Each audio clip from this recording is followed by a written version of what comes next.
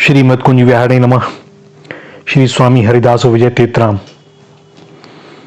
आज एक लीला कथा हनुमान जी महाराज की, किस प्रकार वह गर्भ हरण में निमित्त बने। जिस प्रकार भगवत भक्तों के तन मन प्राण और जीवन सर्वस्व श्री भगवान ही होते हैं, भगवान के अतिरिक्त उन्हें कहीं कुछ भी प्रिय नहीं लगता। वे अहर्निश अपने प्रभु के ही स्मरण चिंतन एवं भजन में लगे रहते हैं। उसी प्रकार भक्त वत्सल भगवान भी अपने भक्तों का शिशु की तरह से नित्य निरंतर ध्यान रखते हैं। भक्त का सुख दुख प्रभु अपना ही सुख दुख समझते हैं। वे दया में सर्वेश्वर अपने भक्त को प्रत्येक रीति से अंतर्वाह शुद्ध और पवित्र रखते हैं। समस्त दुखों का मूल अभिमान होता है। अतएव भक्त के हृदय में तनिक भी अभिमान का अंकुर उत्पन्न हुआ कि करुणा वरुणालय प्रभु उसे शीघ्र से शीघ्र मिटाकर भक्त का अंतःकरण निर्मल बना देते हैं। उस समय भक्त को कुछ कष्ट की अनुभूति भी होती है, किंतु वह पीछे इसे श्री भगवान की अद्भुत करुणा एवं प्रीति का दर्शन कर आनंद विभोर हो जाता है। भगवान श्री राम और श्री कृष्ण के नाम और रूप में ही अंतर है। वस्तुतः वे दो नहीं एक ही हैं। इसी प्रकार जनक नंदिनी श्री सीता और वृषभानु दुलारी श्री राधा भी एक ही हैं। इनमें कोई भेद नहीं। ज्ञान मूर्ति पवन नंदन इस अभेद्य तत्व से अपरिचित हों यह बात नहीं, किंतु उन्हें तो अवध बिहारी नव जलधर श्याम धनुर्धर श्री राम एवं जनक दुलारी श्री सीता जी ही प्रिय लगती हैं। वे निरंतर उन्हीं के ध्यान में आनंद मग्न रहते हैं और सीताराम जपते रहते हैं। प्रभु भी यह जानते हैं और उनके साथ वैसी ही लीला करके उन्हें सुख देते रहते हैं। वैवस्वत मनवंतर के 28वें द्वापर में भगवान श्री कृष्ण अवतरित हुए। उस समय उन्होंने अपने भक्तों के गर्भ के अपहरण के लिए श्री पवन कुमार को निमित्त बनाया। द्वारकाधीश श्री कृष्ण ने अपनी प्राण प्रिया सत्यभामा की प्रसन्नता के लिए स्वर्ग से पारिजात लाकर उनके आंगन में लगा दिया। बस सत्यभामा जी के मन में अभिमान का अंकुर उत्पन्न हो गया कि मैं ही सर्वश्रेष्ठ सुंदरी और अपने स्वामी को सर्वाधिक प्रिय हूं। इतना ही नहीं, एक दिन उन्होंने श्री श्याम सुंदर से यह कह भी दिया कि क्या जनक दुलारी श्री सीता जी मुझसे अधिक सुंदरी थी, जो आप रामावतार में उनके लिए वन वन भटकते फिरे। श्री भगवान ने कोई उत्तर न दिया, मुस्कुरा दिए और मौन रह गए। परम तेजस्वी चक्र ने सुरेंद्र के वज्र को भी पराजित कर दिया था। महामुनि दुर्वासा उनके भय से सर्वत्र भागते फिरे। लोकालोक पर्वत का गहन तंबी उन्होंने नष्ट कर दिया था। थोड़ी सी कठिनाई उपस्थित होते ही श्री भगवान श्री सुदर्शन चक्र का स्मरण करते हैं। इस कारण उनके मन में भी अपने अमित बलशाली एवं अतुल पराक्रमी होने का अभिमान हो गया। इसी प्रकार प्रभु के निजी वाहन गरुड़ को भी अपनी शक्ति एवं वेग से उड़ने का अभिमान हो गया। उन्होंने एकाकी सुर संप्रदाय को परास्त कर अमृत हरण किया था। सुरेंद्र का वज्र भी उनको कुछ न कर सका। देवताओं एवं दानों के युद्ध में उन्होंने अपनी चोंच नखों एवं पंखों के आघात से अमित पराक्रमी राक्षसों को मार डाला था। युद्ध में श्री भगवान को संतुष्ट कर उन्होंने प्रभु की ध्वजा में स्थान प्राप्त कर लिया। वे श्री भगवान के आसन, वाहक, सेवक, सखा, ध्वजा और व्यजन आदि सब कुछ हो गए।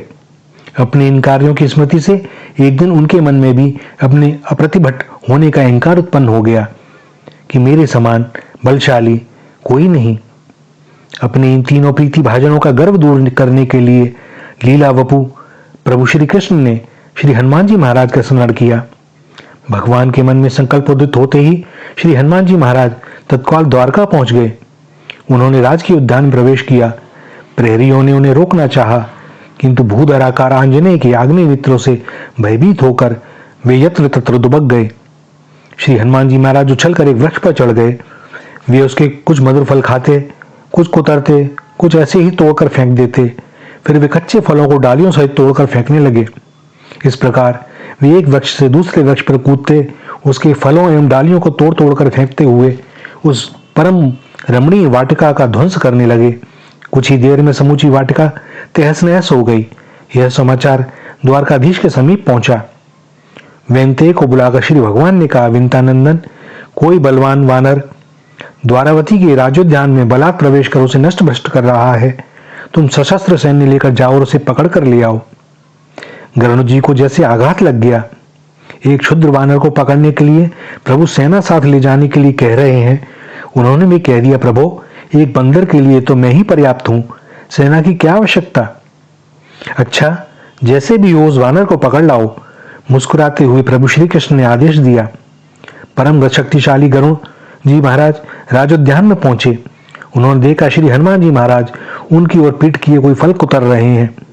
गरुड़ जी ने क्रोधपूर्वक कहा, अरे धृष्ट वानर, तू कौन है? तूने यह वाटिका क्यों नष्ट कर डाली? हनुमान जी महाराज ने उपेक्षा से उत्तर दिया, तुम तो देख ही रहे हो कि मैं वानर हूं और मैंने कोई नवीन काम तो किया नहीं।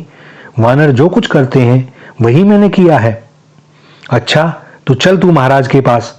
गरुड़ जी ने अपने बल के विमान से कहा। मैं किसी महाराज के पास क्यों जाऊं? हनुमान जी महाराज कितना कहते ही विष्णु वाहन श्री गरुड़ जी महाराज ने कुपित होकर कहा, तू सीधे चल, नहीं तो सुन ले, मेरा नाम गरुड़ है। अरे चलो, तुम्हारी तरह कितनी ही चिड़ियाएं देखी हैं मैंने, तुम में कुछ बल भी हो तो वह भी दिखा दो। हनुमान जी महाराज की यूं कहते ही बलाभिमानी गरुड़ देव जी क्रोधाग्नि में जल उठे। उन्होंने श्री हनुमान जी पर आक्रमण कर दिया। हनुमान जी पहले तो उनसे नन्ही नन्ही चिड़ियाओं की तरह क्रीड़ा करते रहे, पर श्री गरुड़ जी का दुराग्रह देखकर उन्हें अपनी पूंछ में लपेट लिया। गरुड़ जी छटपटाने लगे। वे अपनी पूंछ थोड़ी और कस देते तो संभवतः गरुड़ जी सहन भी न कर पाते। विनम्रता पूर्वक उन्होंने कहा, मुझे द्वारकाधीश श्री कृष्णचंद्र जी ने भेजा है, मैं तुम्हें बुलाने आया हूं। हनुमान जी महाराज ने अपनी पूंछ ढीली कर उत्तर दिया, मैं तो कौशलेश श्री रामचंद्र का भक्त हूं, श्री कृष्णचंद्र के पास क्यों जाऊं? अरे, श्री कृष्णचंद्र और श्री रामचंद्र दो तो हैं नहीं, ये दोनों तो एक ही हैं, अतएव तुम्हें उनकी सेवा में उपस्थित होना ही चाहिए। गरुड़ जी का बलाभिमान दूर नहीं हुआ था। उन्होंने सोचा, यदि मैं इस वानर की पूंछ की पकड़ में न आता तो यह मेरा कुछ भी नहीं बिगाड़ सकता था। तुम्हारा यह कथन सर्वथा सत्य है कि श्री कृष्ण और श्री राम एक ही हैं, किंतु मेरा मन तो धनुर्धर श्री राम का चरणानुरागी है, इस कारण मैं अन्य किसी की सेवा में नहीं जा सकता। हनुमान जी महाराज ने स्पष्ट उत्तर दे दिया। गरुड़ जी अत्यंत क्रुद्ध होकर बोले, श्री कृष्ण की चंद्र की सेवा में तो तुम्हें चलना ही पड़ेगा।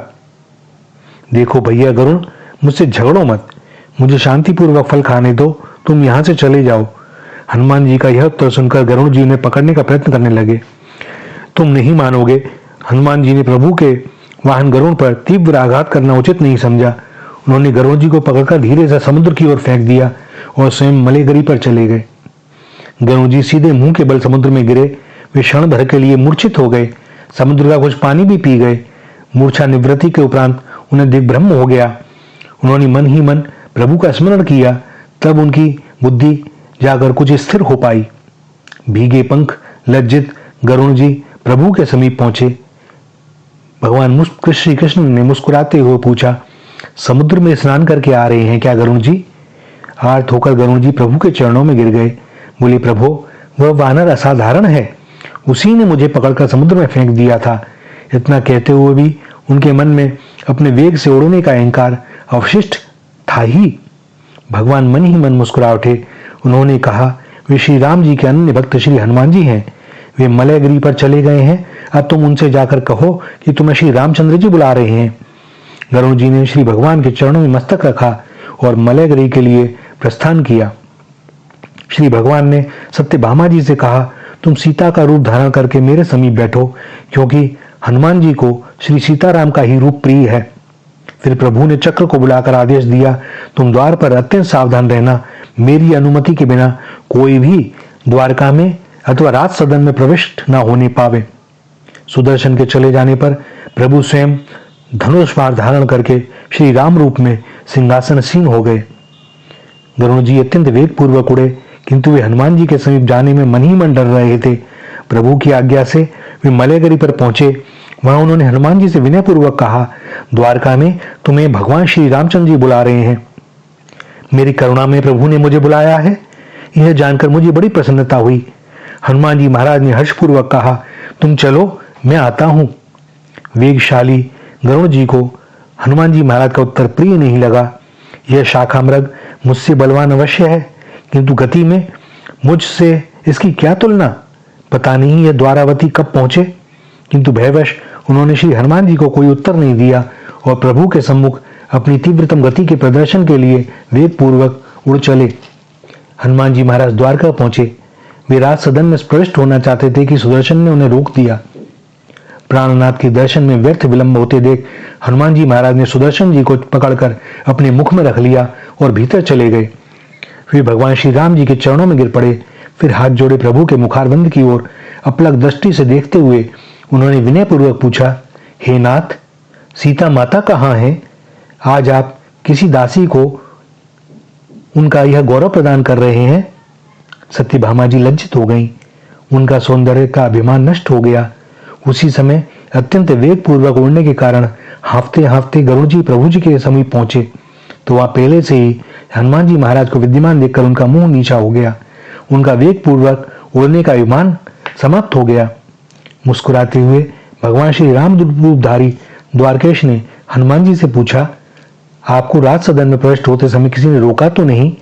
हनुमान जी ने विनय पूर्वक उत्तर दिया, प्रभु, द्वार पर सहस्रार मुझे आपके चरणों में उपस्थित होने में व्यवधान उत्पन्न कर रहा था। व्यर्थ विलंब न होते देख मैंने उसे अपने मुख में रख लिया। हनुमान जी महाराज ने सुदर्शन चक्र को मुंह से निकालकर प्रभु के सामने रख दिया। सुदर्शन चक्र की कांति मिलान हो गई थी। तीनों का गर्व चूंकर हनुमान जी ने अपने परम प्रभु के श्री चरणों में प्रणाम किया और उनकी अनुमति से मलयाचल के लिए प्रस्थान कर गए। श्री राधा श्री राधा श्री राधा।